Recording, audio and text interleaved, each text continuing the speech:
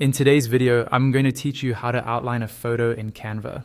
Outlining a photo is a simple way to make your images stand out, whether you're designing social media graphics, YouTube thumbnails, or presentations.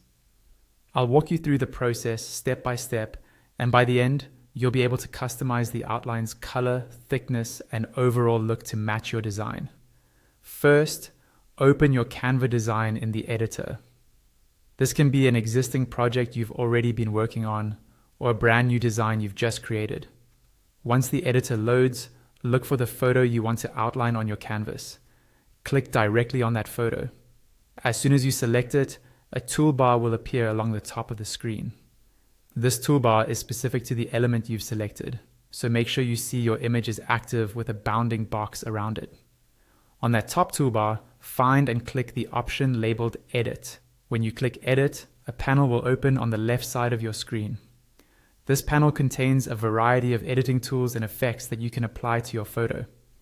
Now, focus on the left panel and scroll down until you find the section called Shadows. If you don't see it immediately, keep scrolling slowly. It can sometimes sit a bit lower depending on your screen size and Canva layout. Once you see the Shadows section, click on See All. This will expand all the shadow and outline related effects available for your photo. From the list of options that appears, look for the one called Outline and select it. As soon as you click Outline, Canva will automatically apply a default outline effect to your image.